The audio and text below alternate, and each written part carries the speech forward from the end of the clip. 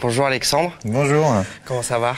Bah écoute, bien. On est un petit peu tendu par le temps, on va essayer de faire rapide, on a jusqu'à 18h45, voilà, bon il fait très chaud ici. Ah ouais, donc 25 minutes quoi en gros. Ouais, c'est ça.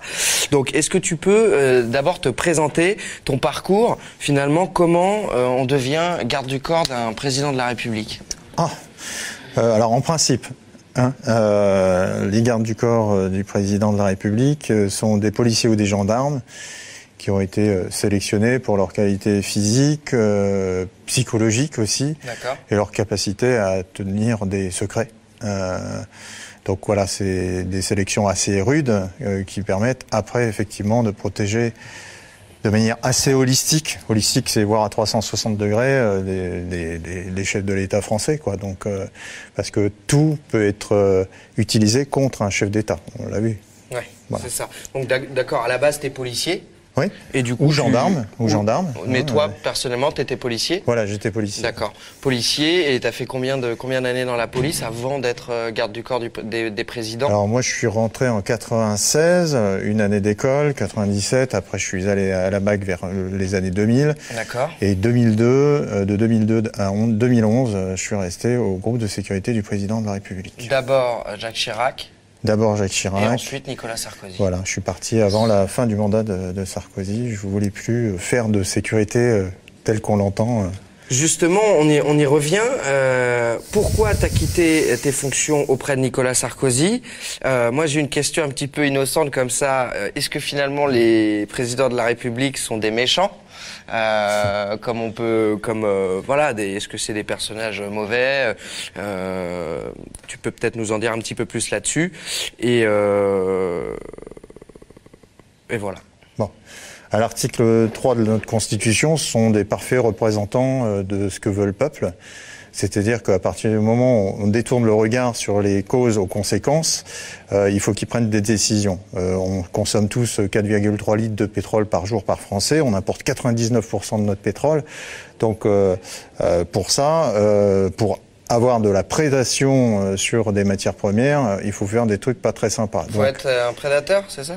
Oui, parce que d'autres sont des prédateurs à l'échelle internationale. C'est-à-dire qu'il ne faut pas penser que nous, on va être les gentils français, et que les autres vont nous laisser tranquilles. C'est un rapport de force. C'est le système qui est comme ça. Il y a forcément prédation sur la ressource à la base. Sur les ressources, c'est-à-dire que la main du marché, qui est-elle? C'est-à-dire que si je te dis, voilà...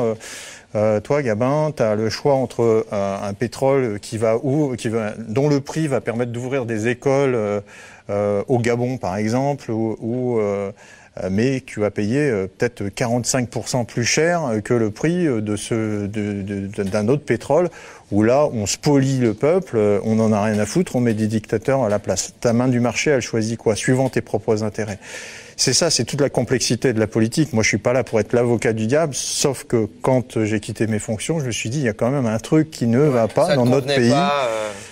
On a des gens qui sont hyper forts pour faire des solutions hydrogènes, on a des gens qui sont hyper forts pour faire d'autres solutions, y compris solaires, et on en est encore à faire des guerres de prédation pour le pétrole. Alors j'ai voulu comprendre avant de juger et trouver aussi quel était mon impact dans tout ça. Et justement, tu as eu une certaine prise de conscience politique oui, un peu. Et comment ça s'est traduit dans... Alors bon, moi il y avait un espèce de paradoxe au bout d'un moment dans mon parcours de vie. C'est-à-dire que je faisais des choses pour les enfants en fin de vie, les enfants malades, avec mon association au sein du groupe de sécurité du président de la République.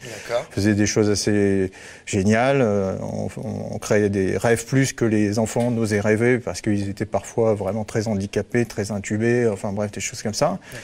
Et en même temps, je défendais un homme politique qui était encore à dire tiens, on va détruire la Libye, donc des enfants aussi, qui allaient à l'école. Et quand on creuse un peu, on s'aperçoit qu'à chaque fois, c'est pour les mêmes raisons. C'est des intérêts stratégiques. Alors, à l'époque de Gaulle, on appelait ça les intérêts supérieurs de la France. Mais bon, ça fait quand même... Les guerres, on oublie souvent que ça fait vraiment des morts. On l'imagine, mais une guerre. Mais non, il faut aller plus loin que ça. C'est-à-dire comment les gens qui se prennent les bombes, typiquement comme aujourd'hui en Yémen, vont réagir. Est-ce qu'ils vont nous aimer ou est-ce qu'à un moment, on cultive un sentiment de vengeance? Alors, est-ce qu'il n'y a pas une réforme sociétale à faire au regard de tout ça, c'est pour ça que je suis là ce soir. D'accord. Justement, tu as fondé l'association SOS Mer. Ouais. Depuis quand et quels sont ses objectifs? Alors fin 2017, on était dans les prémices de la création de SOS Mer. Je me suis associé avec des gens de la sécurité publique et puis un économiste qui s'appelle André Jacolbec. Il y a aussi Mathieu Coste, lui qui est plutôt sur des réseaux très alternatifs, on va dire ça comme ça. Et ensemble, on a décidé qu'on allait essayer de parler à tout le monde. André Jacolbec, c'est quelqu'un qui alerte sur les grands dangers de l'explosion de la bulle de la dette. C'est un économiste honnête. Donc, comme on le dit un peu, on peut le ranger dans la caste des éconoclastes, comme il existe d'ailleurs une association pour ça. Et avec SOS Mer, on s'est dit comment on peut protéger le maximum d'humains. Donc ça, c'est 2017. 2018, on commence à vraiment se constituer. Alors même si on est une association de fait, on n'a pas de statut 1901.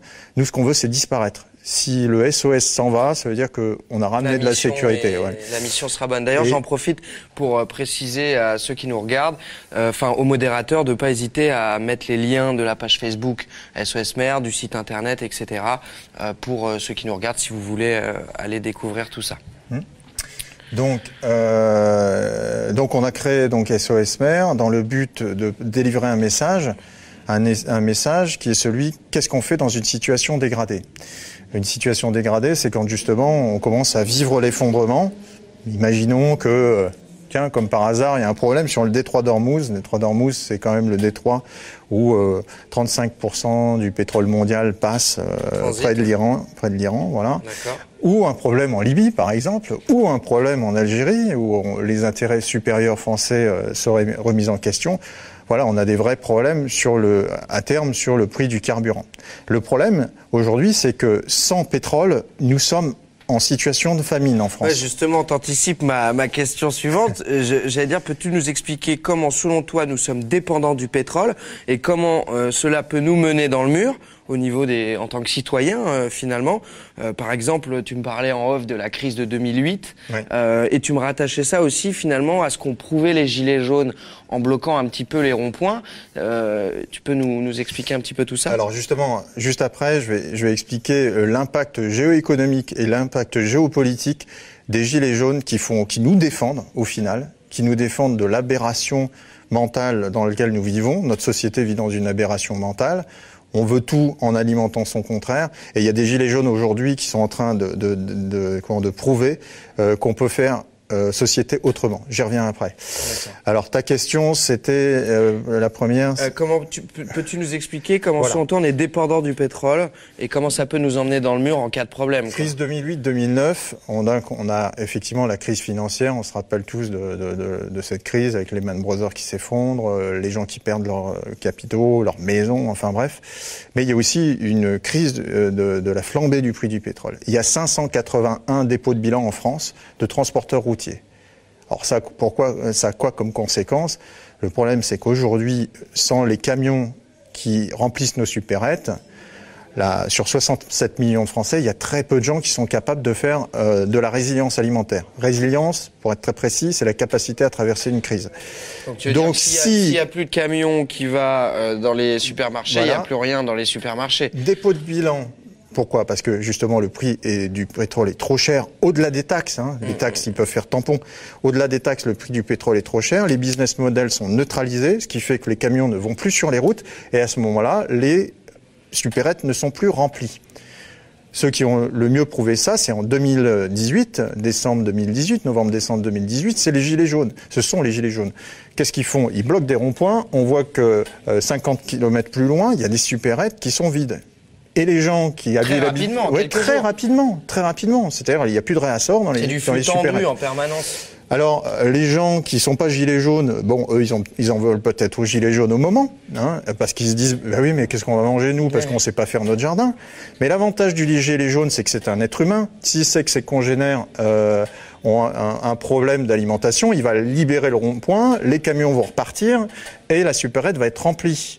Par contre, si c'est le prix du pétrole à cause de problèmes géopolitiques qui fait exploser les business models des transporteurs routiers, là, c'est plus des gilets jaunes. C'est-à-dire qu'on va parler au prix du pétrole et il va s'en foutre complet que la supérette soit vide. Le problème, c'est que ni toi ni moi ne savons faire notre jardin. Et ça se fait pas en un claquement de doigts. C'est clair. On ne sait plus le faire. On nous a emmenés dans une société où finalement il est très simple de consommer, d'acheter, même sur Internet, en 2 clics, quoi que ce soit, on nous livre les courses, etc.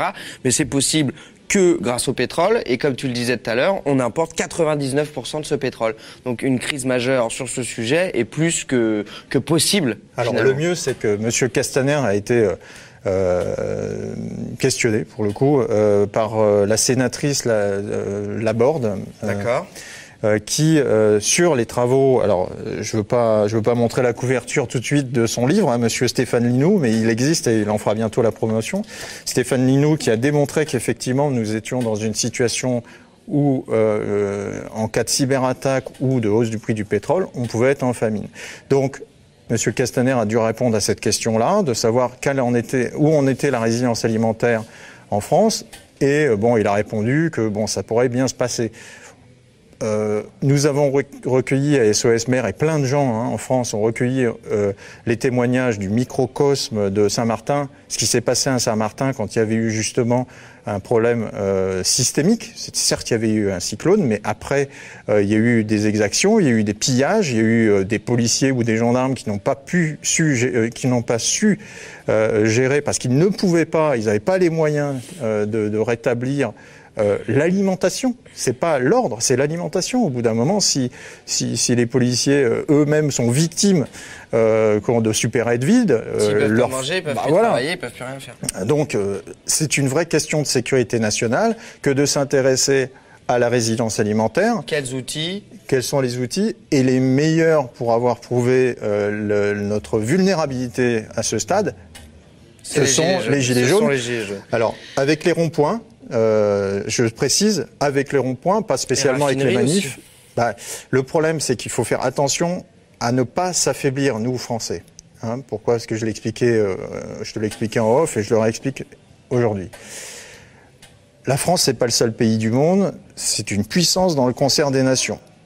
Quand la France s'est déstabilisée, il se passe des choses à l'échelle internationale contre les intérêts français. C'est-à-dire que, typiquement, en Afrique, au Moyen-Orient et ainsi de suite, on est à la compétition, nous les Français, sur les intérêts stratégiques, avec des Russes, avec des Américains, avec des Chinois, qui se disent « Mais regardez, vous avez vu les mouvements sociaux en France On ne sait pas si la France, dans les années à venir, va encore être ce qu'elle est, si ça sera un bon partenaire financier. » Et alors que nous, dans nos régimes, il n'y a pas de problème de stabilité, les gens sont tenus, et puis donc nous pouvons offrir des garanties à plus long terme, donc à vous, les producteurs les propriétaires de réserves de pétrole, pour ne prendre que cet exemple, en Afrique ou au Moyen-Orient. Donc il faut faire attention à ce qui se passe en termes géoéconomiques.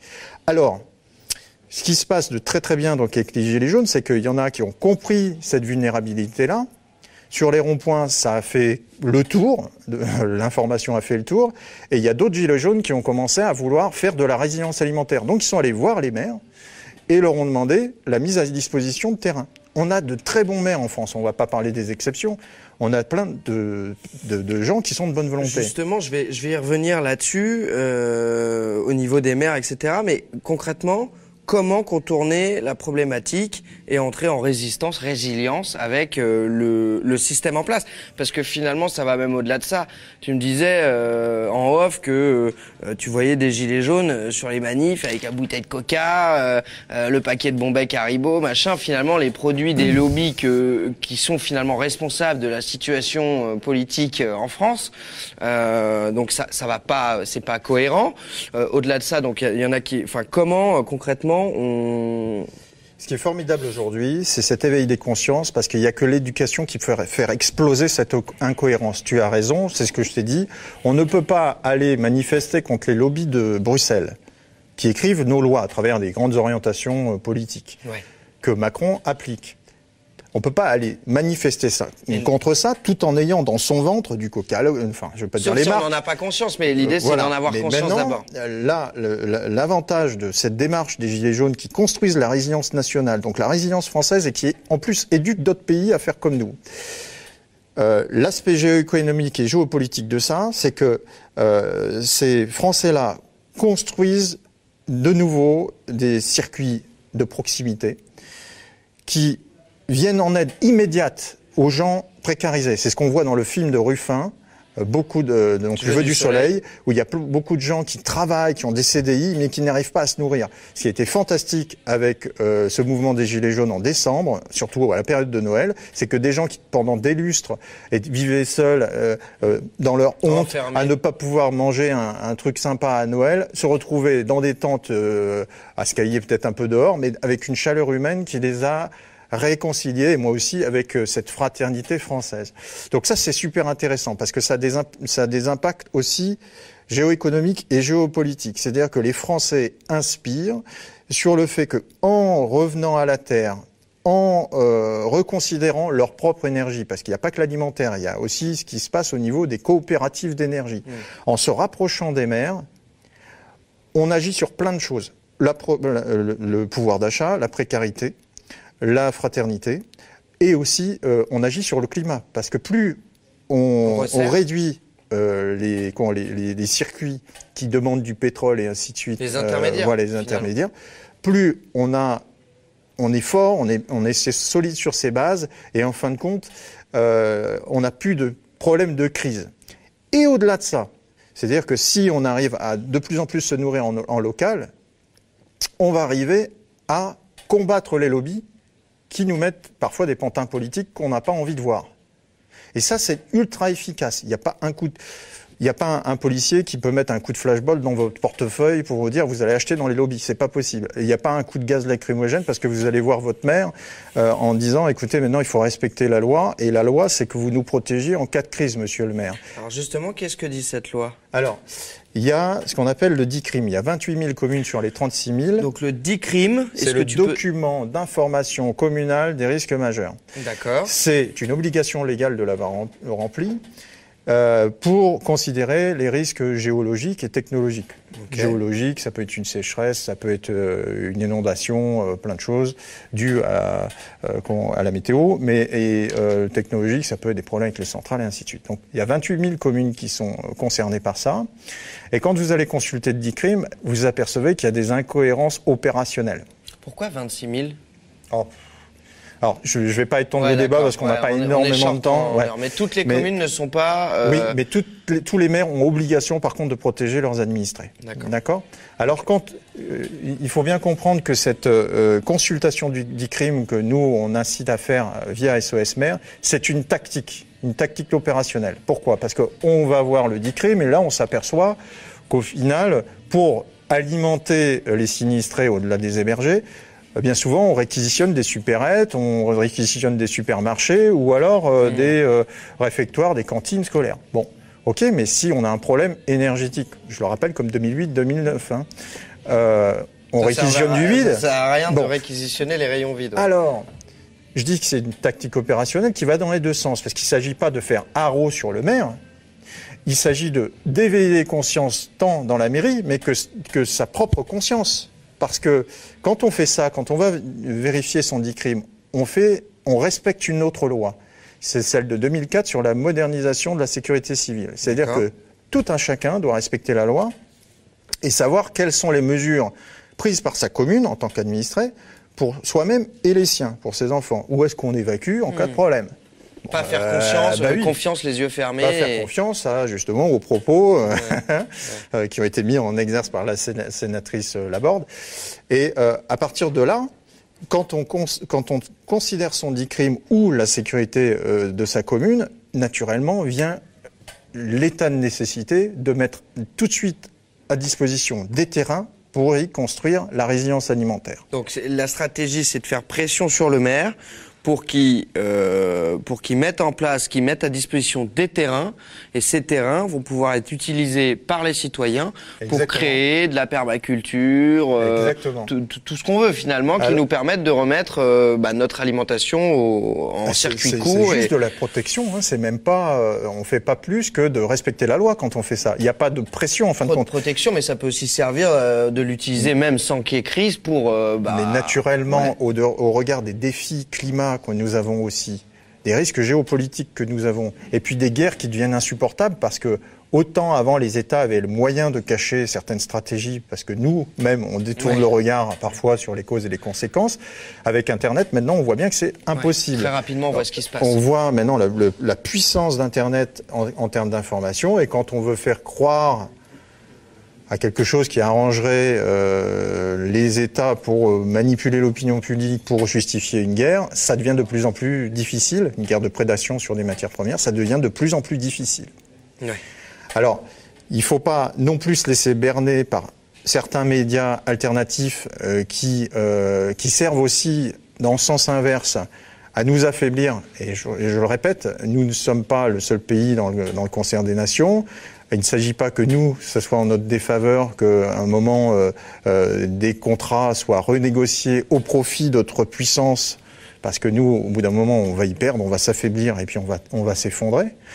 Donc il faut être super intelligent, et cette simple démarche des Gilets jaunes là qui a visé, alors c'est pas les remettre à la terre et d'en faire des cultivateurs, c'est pas ça la stratégie, c'est de faire reprendre conscience sur ce qu'il y a dans le ventre et ce qui construit le monde. Si on alimente les lobbies et qu'on se fout du voisin, on peut défiler, on va continuer à se faire démonter par les CRS, ça c'est évident. Ils vont pas laisser tomber les institutions, ça serait trop dangereux, on pourrait être envahi, on pourrait avoir des problèmes d'attentats, on pourrait avoir tout un tas de trucs. Par contre, rien ne sera fait contre quelqu'un qui considère que, ok, maintenant, on va reprendre en considération notre protection, donc la résilience alimentaire, notre capacité à faire de l'énergie en collectif. Et je te donne une info, l'air de rien, Enercoop, Énergie Partagée, tous ces collectifs citoyens qui remettent la main sur leur énergie, je vais pas être très très précis sur les chiffres, mais les rendements, alors, pour ceux qui ne pensent qu'à l'argent, à l'année, c'est plus qu'un livret A. Hein. C'est-à-dire qu'ils ont investi leurs économies dans des panneaux solaires, dans de l'hydrolien, de l'éolien, et maintenant, ils font plus d'argent que en mettant ça à se fructifier dans une banque, cette même banque qui joue sur les marchés financiers, on ne sait pas quoi, la famine pour les pays émergents, la vente d'armes. Donc, ce qui est intéressant avec le mouvement des Gilets jaunes, c'est le retour à la fraternité, la prise de conscience en 7 mois, le bond culturel qui a été fait grâce à ces personnes qui avant ne se parlaient pas, étaient résignées dans leur honte et qui maintenant sont capables de mettre en PLS des journalistes qui veulent les prendre pour des abrutis. PLS, position latérale de sécurité, c'est quand t'es KO. C'est ça qui est intéressant. Ok, ça marche. J'ai une question. Est-ce que finalement tous les maires sont plutôt ouverts à ça? Est-ce que tu as des exemples de mairies où ça s'est déjà passé? Est-ce que c'est plus des maires indépendants ou même qui font partie de grosses structures politiques qui vont plutôt être ok? Je dirais que on a des exceptions aujourd'hui. On a vraiment des maires qui sont inscrits dans cette vision long terme. Puis il y en a d'autres qui n'ont pas toujours les moyens. Et pour répondre précisément à ta question, je vais prendre le cas de Ungersheim. Jean-Claude Mensch, c'est un type absolument formidable qui est l'un des villages les plus écolos de France. Mais je dirais c'est presque le plus écolo de France.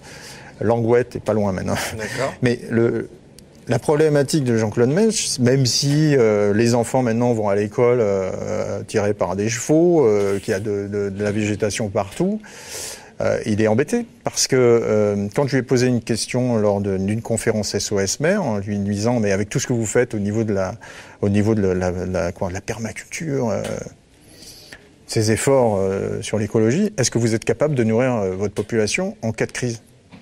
Et clairement, il m'a dit non, alors que c'est l'un des... Pourquoi? Parce qu'il produisait pas assez? C'est pas ça. C'est que juste tant pour que les gens continuent à à dans vouloir les magasins, être individualistes et être un par voiture pour aller acheter des marques alors qu'ils braillent contre ces marques qui détruisent tout, ça va pas. Il manque de cohérence.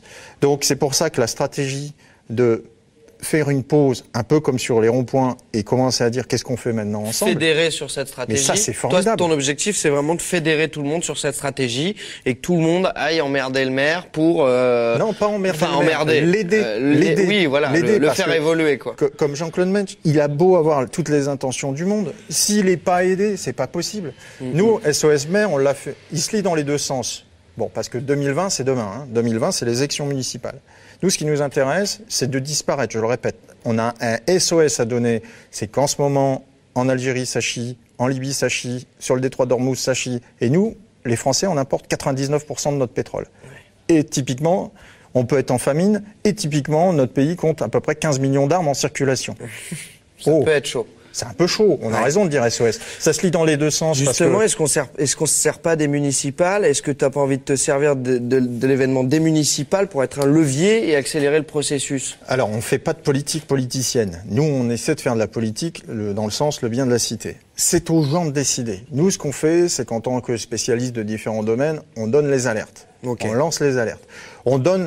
On arme culturellement les gens pour qu'ils aillent devant leur mairie et pire, devant le procureur, si vraiment le maire ne veut rien faire, pour dire, écoutez, nous, on considère qu'au regard de ce qu'on vous a dit, nous, en consultant le DICRIM, voyant que c'est pas opérationnel, et en nous inscrivant dans la loi de 2004, nous, citoyens, modernisation de la sécurité civile, on vous lance des alertes et vous en foutez, monsieur le maire, mais considérez la mise en danger de la vie d'autrui, à l'article, je me rappelle plus du code pénal, excuse-moi, ou la négligence par rapport à une obligation une obligation de sécurité. D'accord. Et on arme culturellement. Après, les gens font ce qu'ils veulent. On peut pas donner de consigne de vote on veut pas s'inscrire là-dedans. Ça nous intéresse pas. On n'est pas là pour distribuer les bons points, les mauvais points. Mais par contre, toi, ton association SOS Maire, elle est un appui pour les gens qui veulent mettre en place ce genre d'action auprès des maires. Tu vas les soutenir, les aider, etc. Voilà. Okay. Alors, pour la petite info, j'ai rencontré des gens de Sciences Po qui m'ont contacté, là, des stagiaires, qui sont intéressés pour écrire justement une charte de protection de la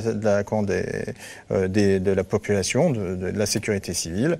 Et l'idée, ça sera peut-être d'avoir une charte ultra pertinente qui pourra après éveiller les consciences au moment des municipales. Ça marche, Alexandre. On est tenu par le temps. On aurait aimé que ça dure un petit peu plus longtemps. En tout cas, j'espère que ça vous a intéressé. Donc, SOS Maire, les modérateurs, voilà, je vois les liens qui tournent, donc très bien. N'hésitez pas à partager à fond le live pour que les gens qui sont pas forcément au fait de tout ça puissent s'éveiller un petit peu. Et puis, on reste en contact. Et puis, pensez à Jean-Paul Augereau. J'ai vu un petit commentaire sur l'eau. C'est un monsieur qui fait pas du tout d'argent. Lui, il a créé une Safe Water Cube. Vous avez vu qu'aujourd'hui, on a des gros problèmes sur l'eau en Inde. C'est un monsieur qui a créé un petit caisson et en fin de compte, on met de l'eau de fleuve et on fait de l'eau potable. On va avoir des graves problèmes d'eau. Donc, il faut le considérer avant tout le reste. Hein. C'est la règle des trois. Respirer, boire, manger. C'est ça. Merci beaucoup. À bientôt. À bientôt. Ça marche.